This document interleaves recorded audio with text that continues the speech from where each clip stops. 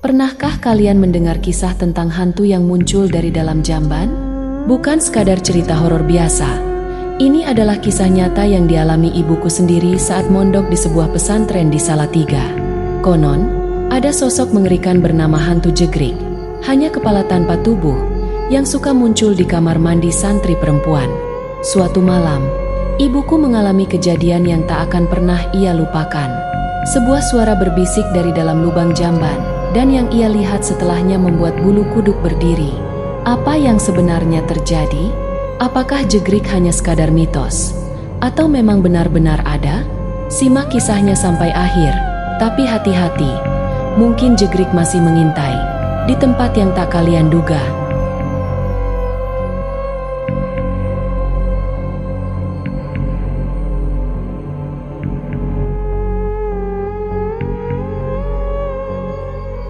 Dulu, ketika ibuku masih mondok di sebuah pesantren di Salatiga, kehidupan di sana tidak seperti sekarang. Pondoknya masih sederhana. Kamar mandi santri perempuan pun bukan seperti yang kita bayangkan sekarang.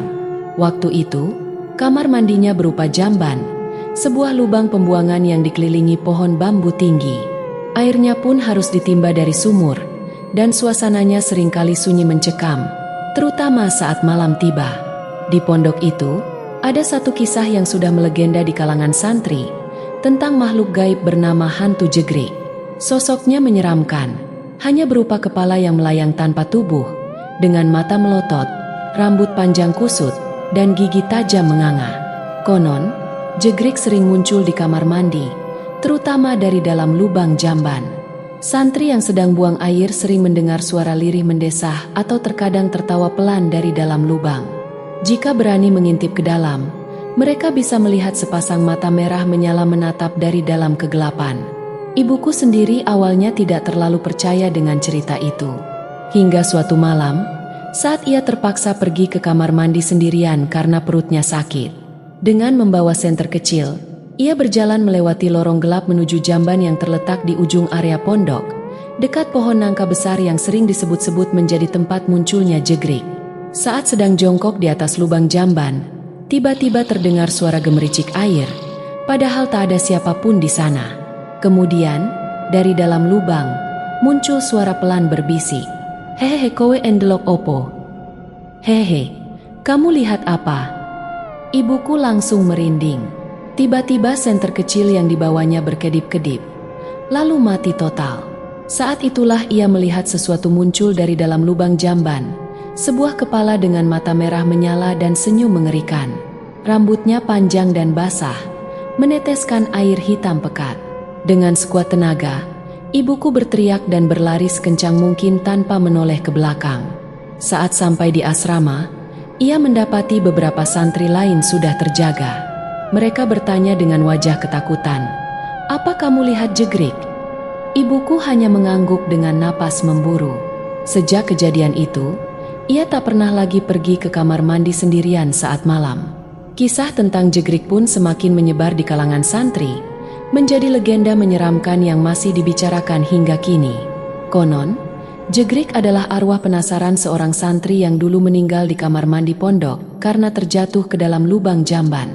Ia tak bisa pergi, dan roh gentayangannya tetap mengintai di sana. Sampai sekarang, jika kamu berkunjung ke pondok itu dan melewati pohon nangka di malam hari, jangan kaget jika mendengar suara bisikan pelan. "Hihi, kowe meh ndelok opo? Ho ho." Malam itu, pondok sudah sunyi. Para santri terlelap setelah seharian mengaji dan belajar. Namun, ibuku terbangun dengan perut mulas. Ia mencoba menahannya, tapi rasa sakit makin menjadi-jadi. Mau tak mau, ia harus pergi ke kamar mandi. Dengan senter kecil di tangannya, ibuku berjalan melewati lorong panjang menuju jamban yang terletak di ujung area pondok, dekat pohon nangka yang katanya angker. Angin malam berdesir pelan, membuat dedaunan bambu bergesekan dan menciptakan suara gemerisik yang aneh. Setelah sampai, ibuku membuka pintu kayu kamar mandi yang sudah lapuk. Bunyi engselnya berdecit pelan. Saat melangkah masuk, suasana di dalam begitu sunyi, hanya terdengar suara tetesan air dari genting yang bocor. Ibuku buru-buru masuk ke salah satu bilik dan jongkok di atas lubang jamban.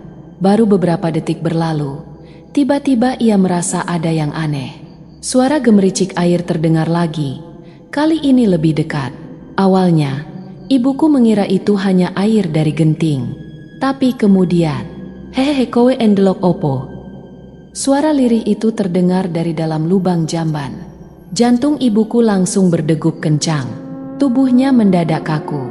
Ia tak berani bergerak, tapi rasa takutnya semakin memuncak. Dengan tangan gemetar, ia menyorotkan senter ke dalam lubang. Saat itulah, ia melihat sesuatu. Sepasang mata merah menyala menatap langsung ke arahnya. Dari dalam lubang jamban, muncul sebuah kepala manusia dengan wajah pucat, mata melotot, dan senyum mengerikan. Rambut panjangnya basah dan lepek, meneteskan air hitam pekat yang berbau busuk. Ibuku menahan napas, tak mampu menjerit. Kepala itu perlahan naik, mendekatinya. Tanpa pikir panjang, ibuku melempar senternya dan berlari keluar secepat mungkin. Jantungnya berdetak begitu keras, hampir membuatnya pingsan. Saat tiba di asrama, ia langsung menggedor pintu dan membangunkan teman-temannya. Beberapa santri yang sudah lebih lama mondok di sana langsung tahu apa yang terjadi. Dengan wajah pucat, mereka berkata, "Kamu melihat Jegrik, ya?" Malam itu, ibuku tak bisa tidur. Bayangan mata merah dan tawa mengerikan itu terus terngiang di kepalanya. Sejak kejadian itu, tak ada lagi santri yang berani pergi ke kamar mandi sendirian saat malam. Legenda tentang hantu Jegrik semakin menyebar di pondok, menjadi cerita yang diturunkan dari satu angkatan ke angkatan berikutnya. Namun, hingga kini, misteri itu tetap tak terpecahkan. Apakah Jegrik masih ada? Dan yang lebih menyeramkan, apakah ia hanya menghantui pondok itu, ataukah kini ia mengintai dari tempat lain? Jadi, jika suatu malam kalian mendengar suara tawa lirih dari dalam kamar mandi, jangan pernah menoleh ke dalam lubang jamban. Di sebuah pondok pesantren tua di Salatiga, santri perempuan sudah terbiasa bangun dini hari untuk menimba air dari sumur tua. Waktu itu, air keran belum tersedia, jadi setiap hari mereka harus mengambil air dengan timba untuk mandi dan berwudu sebelum salat subuh. Namun, ada satu peraturan tak tertulis di pondok itu. Jangan pernah menimba sendirian di sumur tua saat jam 3 pagi. Bukan tanpa alasan. Sumur itu dikenal angker, dan sudah banyak santri yang mengalami kejadian aneh di sana. Konon, di dalam sumur itu bersemayam hantu Jegrik, sosok kepala tanpa tubuh yang sering muncul dari dalam kegelapan. Malam itu, teror dimulai. Seperti biasa, seorang santri bernama Siti bangun lebih awal untuk menimba air. Teman-temannya masih terlelap, jadi ia memutuskan pergi sendiri ke sumur tua di belakang pondok. Langkah kakinya pelan menapaki tanah yang dingin. Angin dini hari berembus perlahan, membuat suasana semakin sunyi dan mencekam. Saat tiba di sumur, Siti meletakkan embernya dan mulai menurunkan timba dengan tali. Cebur! Suara timba menyentuh permukaan air, bergema di dalam sumur yang dalam. Dengan cekatan, ia menarik tali untuk mengangkat air. Namun, saat timba hampir sampai di atas, tiba-tiba terasa sangat berat. Seolah-olah ada sesuatu yang menariknya dari bawah. Siti mengernyit. Mungkin tali ini nyangkut, pikirnya. Tapi ketika ia menarik lebih kuat, tiba-tiba terdengar suara tawa lirih dari dalam sumur. Hehe! Darah Siti langsung membeku. Pelan-pelan, ia menyorotkan lampu minyak yang dibawanya ke dalam sumur, dan apa yang ia lihat membuatnya nyaris pingsan. Di tengah air sumur yang hitam pekat, muncul sebuah kepala dengan mata melotot merah menyala. Rambutnya panjang basah, meneteskan air ke permukaan sumur. Wajahnya pucat dengan senyum menyeramkan, dan giginya tampak tajam seperti hendak menggigit sesuatu. Dan yang lebih mengerikan, kepala itu perlahan naik ke atas. Siti menjerit sekencang-kencangnya. Dengan panik, ia melepaskan timba dan berlari sekencang mungkin kembali ke asrama.